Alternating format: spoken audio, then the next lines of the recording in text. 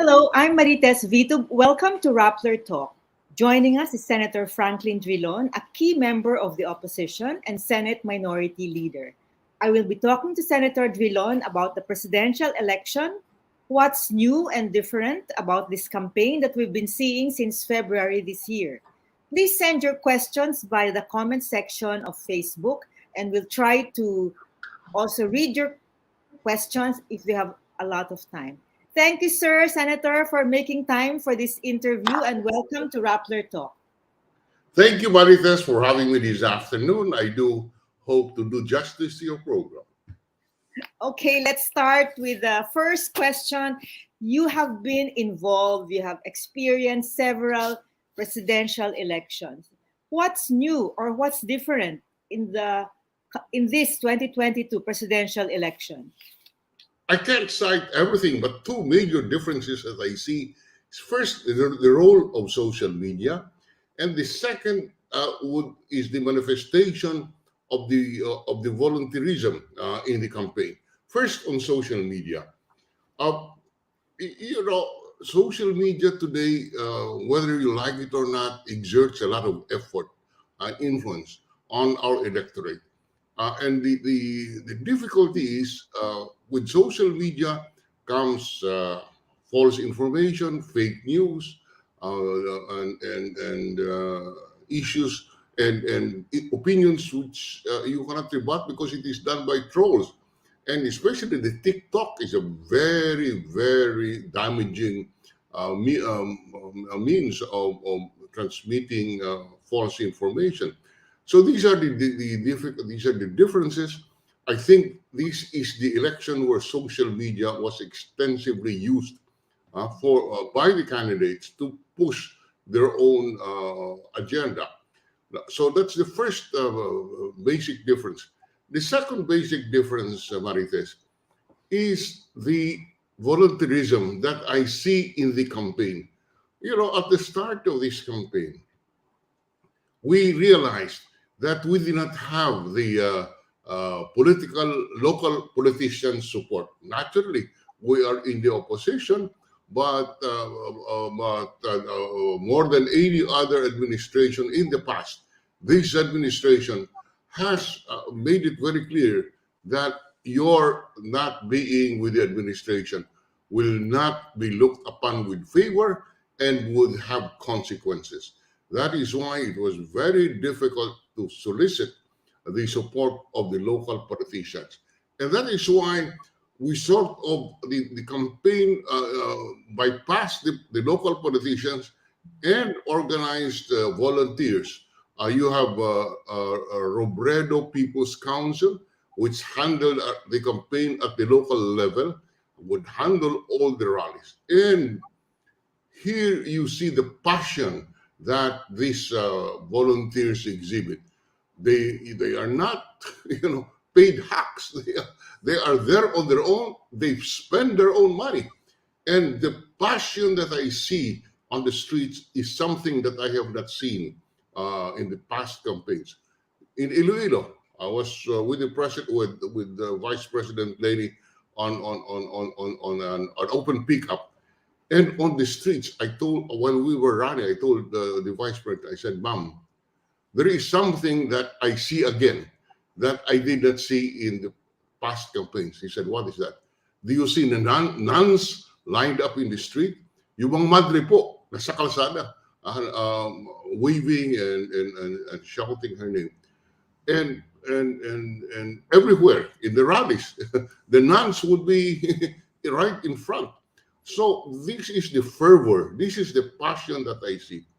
Mind you, Marites, the Pulse Asia and the and SWS do not reflect. In my own little simple view, they do not reflect what I see in the rallies, the enthusiasm, the passion of the people. Excuse the language, but alam mo, nung I saw it last 2 days ago, people would rub her. I mean, would hold her hand, and you would think she is a saint.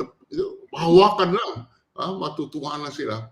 So it is something very uplifting, but I am just praying that this should be reflected on May 9 when the ballots are cast.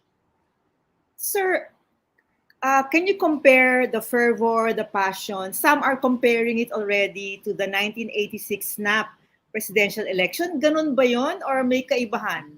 Hindi, ganun, Marius. I have seen it. I was there in 1986. I am here again. And, you know, talagang the passion is comparable, if not even more intense than what I saw in 86. As I said, Marites, for the first time after 1986, I see the nuns on the street that I did not see in between. So really, really, this is a phenomenon that where people would see the need for an investment of themselves in the candidacy of Vice President Robredo. Sir, nabasa ko rin sa ibang mga analysis na unang-una, inspiring leader si Vice President Robredo. Pangalawa, natatakot or may panic or may fear yung mga tao na bumalik ang Marcos. Ito ba yung dalawang main reasons kung bakit nagkaroon ng surge of volunteerism, or would you just credit it to the leadership of Vice President? I think it's more of the leadership of the Vice President because, alam mo, Marites, 3 buwan na kami sa campaign trail. May nabato bang issue kay Vice President? Wala. She stands on her moral leadership. 3 months of intense campaign. You have not heard of any issue, serious issue being thrown on her. Indeed, she inspires leadership.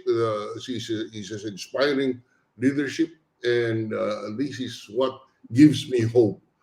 Here is a person who is so natural, who is so morally upright, that it can give us hope if we elect her as president. Sir, did you know, you've been to some of the campaigns of the Vice President. Napansin nyo ho, yung mga mararaming bata, I mean, first-time voters and maybe millennials, did you experience this before in other campaigns? No. This one is really different. But first it cuts on all ages. You can see the millennials and you can see the senior ones. Both of them are there. Both these groups are very, very prominent. And therefore, you cannot help but conclude that her support cuts across the different socioeconomic classes and the different age brackets. Again, I hope that but I don't see this in the Equals Asia and Social Weather Station, but it is there. You could feel it, and it's really her leadership. I tell people, when I am with the Vice President, I don't hear. She has no mean bone in her body. You don't hear her anything about this or that. She just keeps on struggling. She just keeps on working. She just keeps on trying to convince the people that there is a need for this kind of leadership that she is showing to our country, in our country. So, Sir, kanina nabanggit nyo yung role ng social media. Ito yung kakaiba sa election na ito. So, nakikita nyo na, kasi in the past, or maybe even recently, there was a survey saying na yung number one source of information ng mga tao ay TV. So you think that has changed in this campaign? It used to be TV, radio, and then the social media, internet. Well, I can't say that. From all the indications, TV is still the principal source of information, but certainly social media is there. Compared to what it was 3 years ago. More and more people have relied on the internet as their source of information. But certainly, television is there. I think it's still the highest source of information, and radio. Radio is considered as a source of information. The the root of the Marites, hindi pa masyado baka but anyway, just kidding. The indeed the especially in the provinces where internet is not available, radio becomes a principal source of information. So sir, isa pang manifestation ng volunteerism. Ngayon lang ba kayo nakakita ng house-to-house campaign for a president? Kasi alam ko house-to-house is for a local official. Yes. That's correct, Marites. In fact, at the start, when they were saying we'll go house to house, I said, "Are you crazy? Are you crazy? The house to house is done for local campaign. I have not heard of a house to house campaign on a national level, but it is possible. It was made possible in this campaign because the people were simply so dedicated, so passionate that they volunteer, they spend their own money, they spend their own time going to the markets, going to the bus stations. Just this morning, I was talking to a retired chief of staff, and he was telling me that his daughter and his wife, on their own, would go to the bus stations, distribute leaflets and T-shirts, and spend their own money for this. This is a reality, Marites. This is not a theory. So I agree with you. In fact, that was my impression when we started this campaign, that there is no way that it can succeed in a that a face-to-face, house-to-house campaign would succeed in a national election. But I think I'm being proven wrong because basically of the reaction of the people to the moral leadership of Vice President Leni. Sir, ano ho bang role ninyo sa campaign? I understand that parang you're assigned to talk or to campaign among local officials. So maybe you can talk about that and then later contrast the political parties as against the volunteers or local officials as against the volunteers? In the structure of the campaign, former Senator Bam Aquino is the one on top. Time and again, and over the past several months, there were senior politicians who I know who are beyond the reach of the young ones, like like Bam Aquino or Kit Belmonte or Bolet Banal. These are the politicians in the group, and they would ask me, "Sir, boss, pwede mo bang kausapin si ganito, si ganyan?" And so that's one role that I assume. The other one would be I would advise them on certain areas where I feel I can contribute. Um, um, and then in Western Visayas, I am hands-on in making sure that we have the political leadership in line with us. So this is in a very concise statement. I can state that is the role I play. Not much, I tell you. The campaign manager is Vice President Leni herself. No question about it. No amount of propaganda can equal her projection as a very sincere and moral leader. So, sir, can you compare yung mga support ng, as you said, mahirap kumuha ng endorsement ng local officials because naging toxic na itong atmosphere under President Duterte. So now, in the campaign, there are a number of local officials na nag-endorse kay VP. Kaya lang, parang mas marami yata kay Ferdinand Marcos Jr. But anyway, I just wanted you to contrast yung support ng local officials as compared to the support ng volunteers sa isang lugar. Well, it remains to see. I mean, the best gauge would be the election in the ballots in 2 days' time, or on May 9th. But just on the surface, I'm telling you, Marites, the kind of crowd that comes to the rallies cannot be brought by the local politicians. Believe you me, I have been there. And to bring people in the rally, before, no, you need so much budget, at lahat na kailangan. Ito, you have thousands, thousands of people, hundreds of thousands of people coming to the rally, and no local politician can have that kind of kind of that ability to bring them to the rally sites. And in the rally site, ay talagang makikita mo how passionate the people are. These are the kind of people that you cannot, how would you call this? No, you cannot just pay and for them to come to the rally. No, just the numbers alone would make it impossible to buy to hakot them.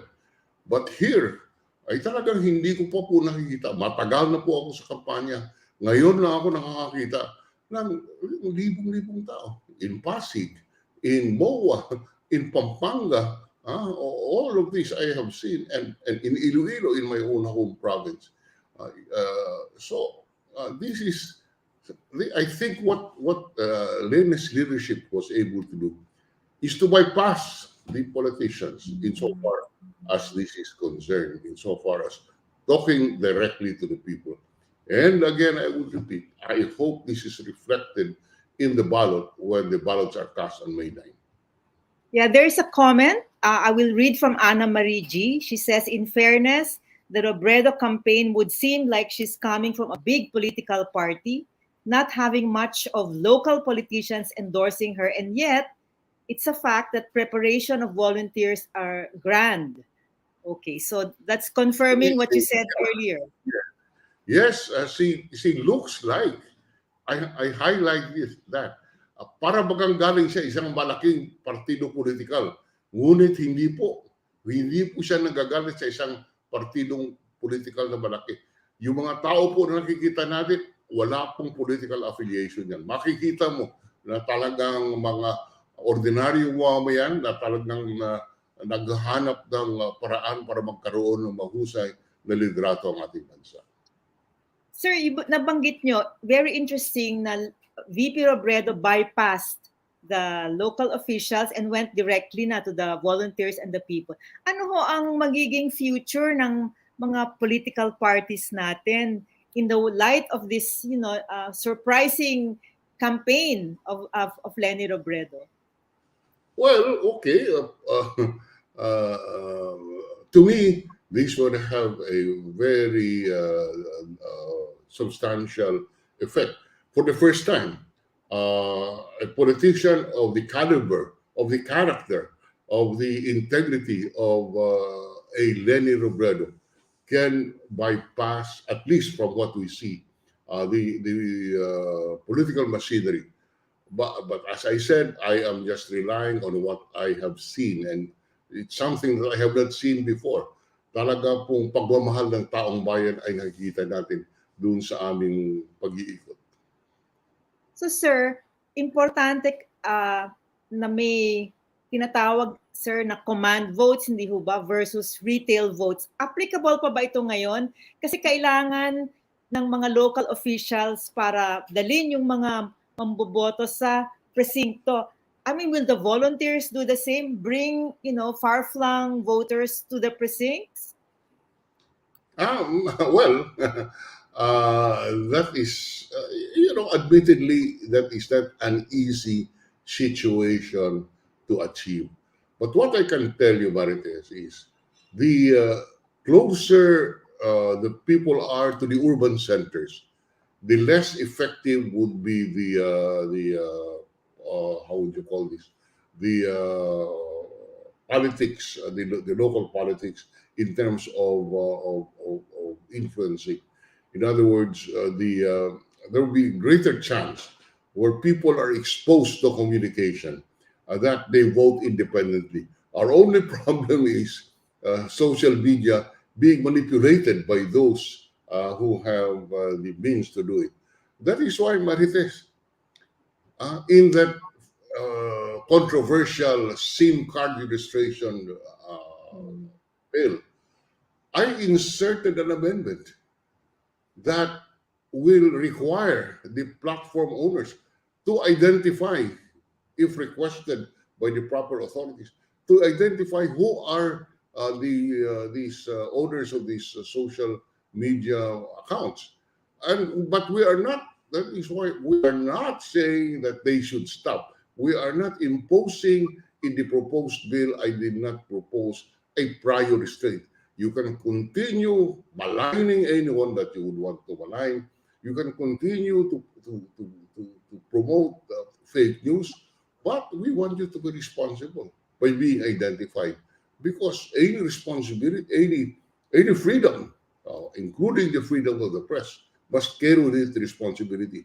But in the situation in the social media today, they can just hit us, they can just malign us. Look, they even maligned ICA, but they have remained anonymous. And that is why, I could not understand why the president vetoed the SIM card registration act when all that required is the identification of the trolls. It leads me to the conclusion that indeed a good number of these trolls, or a vast majority of these troll farm, are maintained by Malacanang. And I will ask Secretary Aldanar to deny that, because in his own shop, he could not explain hundreds of names of people in the payroll of PTB4, allegedly for certain special projects. But even COA called his attention to this. But in our suspicion is that these are trolls, and I can debate with him that it was because of this that the SIM card registration act was vetoed. Their desire to maintain their troll farms because they would have the ability to shape the minds of the people.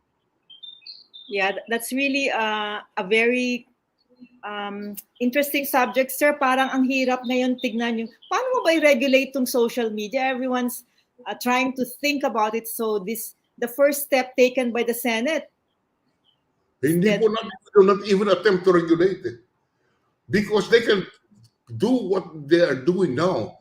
All that we're saying is identify yourself. If we protect your right to say it, but accompanying that right is the responsibility that you would have to respond to violations of other people's rights. okay. Sir, going back to the campaign of VP Leni Robredo, some people call it a movement. Hindi na siya kampanya lang, movement. Do you see this continuing? Let's say in a scenario that she wins, these volunteers will continue to help her.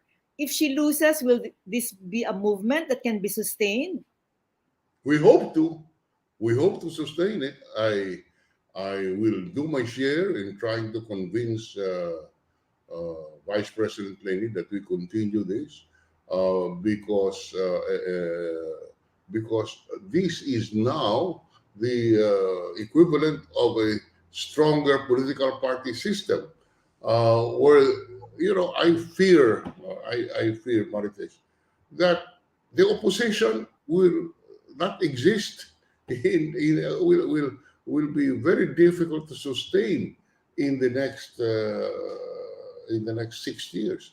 Uh, that is why, to me, you ask me, I'm in favor of maintaining this network of people's councils because they will serve as a check on the president, whoever the president will be. Of course, if Lenny wins, then they will be utilized as the partners of the administration in the plans and programs of government. Sir, for the final question, sir, any more surprises in this 2022 campaign? I remember you said when you were in Iloilo that even in your province, ngayon lang kayo nakakita ng ganong kalaking crowds. Apart from that, is there any others thing that has struck you about this campaign? The passion of the people. I have not seen this kind of passion in the past. Noong mga ilang mga halalan at kampanya noon, talagang mga tao nakatingin lang eh. Kita-kita mo when the politicians speak, they will clap, they will laugh. But other than that, you don't see how the passion that they have. Here, a phenomenon which I have not seen in the past, and I hope that this will be continued and after the election with Leni as the leader. I have not seen this kind of a dedication. Maybe this is something that is the result of this campaign, the real manifestation of the power of the people to shape our government. Thank you so much, Senator. On that note, on that hopeful note, this 2022 campaign will be written about, talked about after the May 9 elections. So we will continue to talk about this phenomenon and hopefully continue the conversation after whoever wins this election. Thank you so much, Senator Drilon, and thank you to our viewers and listeners. Thank you, Marcus, for having me this afternoon.